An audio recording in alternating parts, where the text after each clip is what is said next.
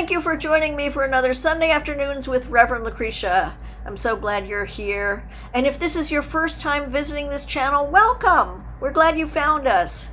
So the name of today's talk is Today is Where the Power Is. And the song is Living in the Moment by Jason Mraz. If you would like to listen to the song before you hear the talk, just go ahead and click on the link. It will be down below. So we're going to be talking an awful lot about the power of now. We're going to be talking about the main messages, the main themes. We're going to be talking also a little bit about the biography and the personal transformation of Eckhart Tolle. We will be talking about the spiritual awakening. We'll be talking about the ego.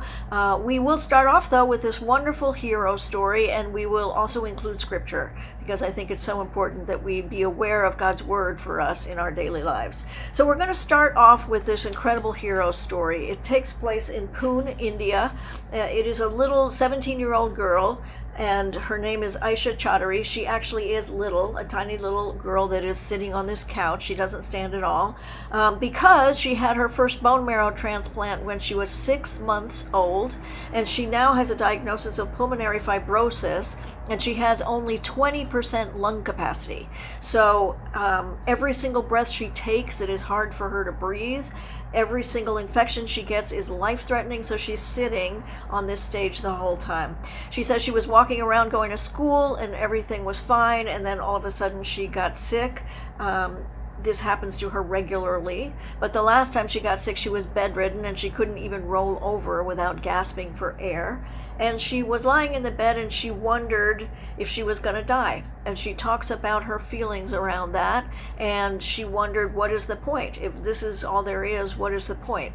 But she came to the conclusion, after thinking about it, that all of us are going to die. We are actually all in the same boat. Every single one of us is going to die. She looks out in the audience and she says, 100 years from now, every single one of us is going to be dead. So we're not alone in this. And then she said, if death is the ultimate truth, what matters most in life? The only thing that matters to me, she says, is being happy. It is a choice one makes, an attitude. You choose to be happy or you choose to be miserable and get overwhelmed.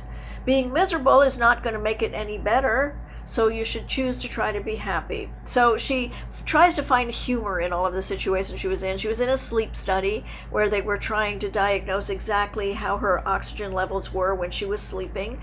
There is a picture of her that she puts up on the screen where she's literally trapped in wires. The wires are stuck to all parts of her face as well as all parts of her body, and it will monitor her heart, her brain, and her breathing. And she sees that there's still a smile on her face. She says she just refuses to let this sickness get her down. She finds humor in observing that the man that was giving her the sleep study actually put his feet up on the bed and fell asleep himself. And he was snoring so badly that she couldn't sleep at all then. And she said, how ridiculous is this? But she managed to find humor in it. She said it made it really difficult to sleep. Maybe that's why my results were so bad. So she had to go to England that year to go through multiple tests, and they were trying to find out what the next best step was. She had long, boring medical appointments. She was there for days on end, and they were talking about doing a lung transplant. After she finished all these tests, she puts up a picture of herself with her brother, and they're both smiling, and she says, look how happy I was. She said, just after all of that testing, we went to a Broadway show in London. I put the trauma of the days at the hospital behind me. I found the excitement in going to the Broadway play and the quality time that I was going to have with my brother. She said, you create happy moments whenever you can, and you try to wipe out the sad ones. So after all of that testing, her family decided that she needed a break, and they went on a vacation to the Maldives, and there were many activities that she wanted to engage in. One of the ones she wanted the most was to go snorkeling, but you can understand with only 20% lung capacity, everybody was telling her she couldn't do that. But she did. So there's a picture she puts up on the screen and her with all of her snorkeling gear on, and she actually did accomplish that. She said, I will be honest with you, I was actually only underwater for a very short period of time, but I saw the most beautiful, vibrant, colored fish. I did what I'd been wanting to do for years. The moment was worth everything to me. I felt extreme happiness. I was surprised that I was able to do something that everyone thought that would not be possible. Happiness is a choice one can make, no matter what.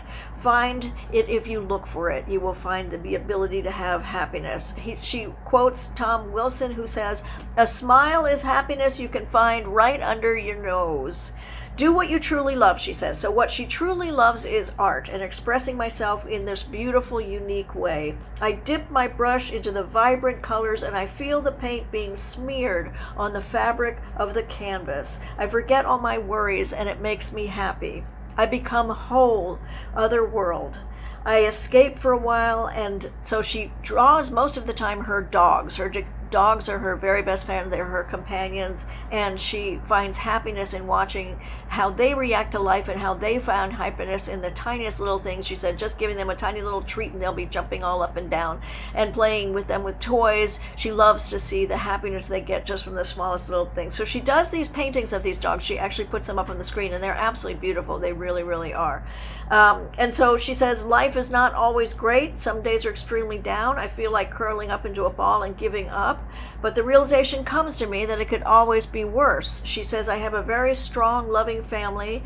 She is aware of children who are much less fortunate, who don't have the ability to have all these medical procedures and medical tests, and that they don't have the ability to go and get the care that she gets. She says, I can only come to an attitude of happiness because I walk around doing what I love to do, and I understand that happiness is an attitude. It can only come from acceptance. I accept who I am. I accept where I'm at, the challenges that I am battling with today. Make the most of this wonderful gift of life God has given me. Enjoy life with as much happiness as you can possibly find. I just found that to be an incredibly inspiring story of this tiny little 17-year-old girl and how she manages to really enjoy life even though she's so incredibly sick. So we're going to go into scripture because we're going to talk about living in the moment. And there are a lot of key quotes that I can give you, but I pulled a few that were my favorite. The ones that you know already are Matthew 6:34. Therefore, do not worry about tomorrow, for tomorrow will worry about itself. Each day has enough troubles of its own. Ecclesiastes 7:14. When times are good, be happy, but when times are bad, consider this: God has made the one as well as the other. Therefore, no one can ever discover anything about their future. Psalm 118:24, this is the day the Lord has made. Let us rejoice and be glad in it. James 4:13, come now, you who say, today or tomorrow we will go into such and such a town and spend a year there and trade and make a profit, yet you do not know what tomorrow will bring. What is your life? For you are a mist that appears for a little time and then vanishes. Proverbs 27:1, don't brag about tomorrow since you don't know what the day will bring. And then I wanted to just refer to the Genesis story in 1926 about Lot's wife. Lot's wife looked back as she was following behind him, and she turned into a pillar of salt. And you know, a pillar of salt is preservative, so it just is a metaphor teaching us that when you look back, when you say stuck in the past, you're locking yourself into the past and you're not able to be in the present moment. Proverbs 3:28, if you can help your neighbor now, don't say come back tomorrow and then I'll help you. And again, this is an admonition that we need to be living in this present moment, and we need to be helpful as much as we possibly can right now. And then again, Ecclesiastes 3:1-8, there is a time for every purpose under heaven. So we're going to talk a little about Eckhart. So the book is The Power of Now, but I wanted to talk about his life and the transformation that happened and how he got to where he was. So there were hundreds of interviews that you can read, see online through YouTube, and there are many, many articles you can read about the summary of the book, but I wanted to get my understanding right from Eckhart's mouth. So I had read the book 20 years ago, but I wanted to be able to understand why he came to the understandings that he did and the meanings that he's trying to give to us. So in some of the interviews, he's very, very close to Oprah. There are many, many interviews with Oprah, and she says, this is one of the most transformative books in my lifetime. It is at my bedside wherever I go. So she says, even when she travels all around the world, she always has this book right next to her. So when he was 29 years old, he had been awarded a scholarship at Cambridge, but he was deeply depressed, very, very unhappy. He was actually pondering suicide. He said, I can't live with myself. There must be two of me, the I and the self that I can't live with. Maybe only one of them is real. Most people are completely identified with the voice in their head. They need to separate between the voice and the sense of self and the identification with the voice in the head and the deeper sense of self, which is the consciousness itself. He said after the separation occurred, after he woke up and he realized that there were two parts of him and that only one was real, he started to feel completely at peace, and he has been at peace ever since then. So our thought processes and our sense of self are conceptual. They are derived from the past. Here's my thinking, and here I am knowing my thoughts. There is a spiritual breakthrough that happens when you're stepping out of the identification of the thinking. There is another dimension inside you, which is the awareness. It has nothing to do with the past or with the future. It is awakening up, what he calls an awakening out of the stream of thinking. Become present to the different dimension of consciousness. Be an observer of the voice. That awareness is you, not the voice in your head. Who you are cannot be defined through thinking. You are beyond that. I realized I was at peace after the separation, and I continued to be at peace, although I didn't understand what had really happened until years later. So years later, he was continually being asked about why he was so different, and so he wrote the book, The Power of Now. He said he came to understand that the suffering me, the ego, wasn't me. It wasn't real. It was fiction. It was a mind-made ego, and the ego lives in constant fear. But there was a possibility to live a life free of suffering. Not I am angry or tired or mad. Don't identify yourself with that, but I have these thoughts and feelings. There is anger in me. He says if you rephrase it, you start to begin the inner transformation.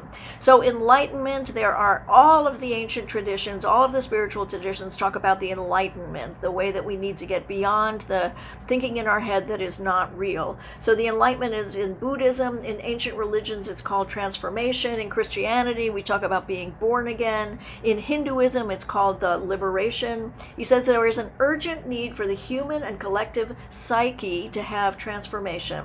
All religions provide a way of reversing this error thinking. The ego, I am separate from God, I am my false self, I am my thoughts. He talks about the need to have a disidentification with the thinking mind, which he calls the noise machine in your head.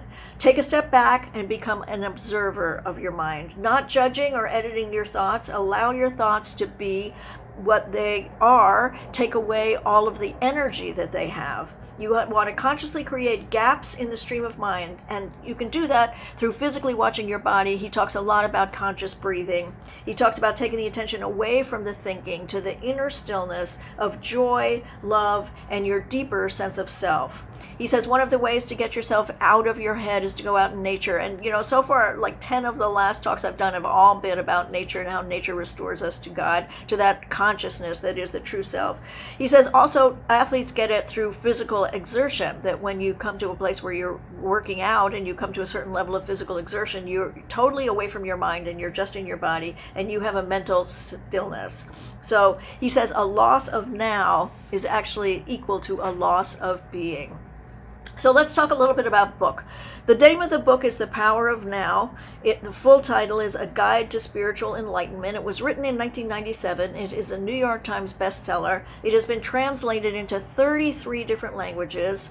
He says many people overlook that life is always now. Life is as if some future moment is more important than this one. We are always on the way towards the next moment. He says when you get older, you're actually more focused on the past than you are on the future. Your entire life actually is experienced in and as the present. You are never not living in the present. You miss the vitality of this moment, which is all there ever is. Many people don't want to be where they are. They'd rather be someplace else. And the present moment is treated as antagonistic. We think we need to get to a better moment, a means to an end. We reduce the value of the journey. We make the present moment your friend. That's how you're going to get into this transformation, not your enemy. So the worry is where the mind is continually playing out thoughts about what might go wrong, People wake up, he says, in the middle of the night in a state of panic or fear and anxiety. The mind tells them that they are in a critical situation, which is not true. It's actually something just imagined through what he calls uncontrolled mind activity. Then they experience the emotions that they would have if they were actually in a state of crisis, he says. And so that's why we need to be so mindful of what we're thinking. It's very dysfunctional to think this way.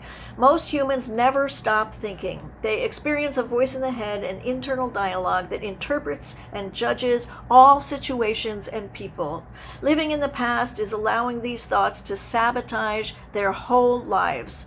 This is caused by what he calls overthinking, the parasitical entity that lives in your head that won't leave you alone.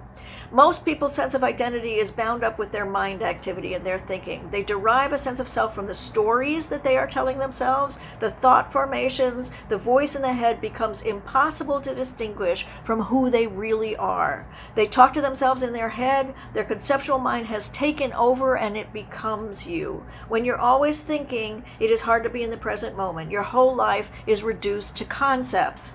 This is a dysfunction that is so common that people don't even realize that it is dysfunction. Spiritual awakening happens the moment you realize that you are not your thoughts. Your thoughts are not who you are. When you get this new dimension of consciousness, you are activated into the transformation. You are able to be aware of the thoughts you're having, but you are not the thoughts anymore. You become aware that you are trapped in a cycle of repetitive thinking, and usually that's negative thinking. Depression and anxiety are not caused by the situation, but by the thoughts you are thinking. So spirituality means discovering there is another dimension of consciousness in which you could call awareness. I sometimes call it the presence. Sometimes other people call it mindfulness. He said, I don't like to actually use that word, but other people call it mindfulness.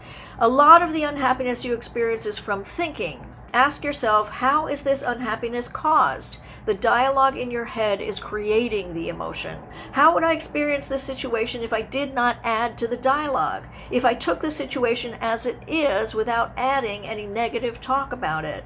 Become at ease with what he calls the isness of the present moment, and do not add unnecessary baggage to the simple and neutral isness of the present moment. Separate yourself from the voice in your head, and suddenly you see this just is. You bring about a brief cessation in this mental noise. You come to accept the moment as it is. Many times there's nothing you can actually do about it right now.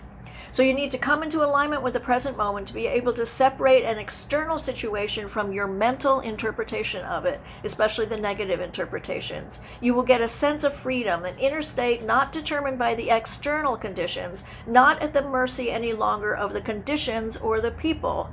You're not so much in your head that you're totally identified with your thoughts. You separate your mental interpretation from the simplicity of the isness. He says 90% of the suffering is not from the situation, but from what the mind tells you about it. People carry unhappy stories. He talks a lot about the pain body. This is derived from their sense of identity when they identify with their unhappy story. You can become aware of the stories you're telling yourself. This unhappy sense of self creates the life situation. He says you can't go through life without challenges. There's going to be challenges always in health, relationships, financial, work. It does not have to evolve into an unhappy story. You need to distinguish between the life situation, your past or your future circumstances, and your life, which is right now.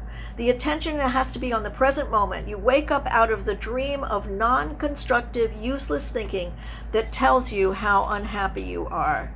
You step out of that life where you're waking up from a dream. You are spiritually using the word awakening now when this happens. Suddenly you become alert to your life, and it's always this moment. Is there anything wrong with this moment? What is your problem right now?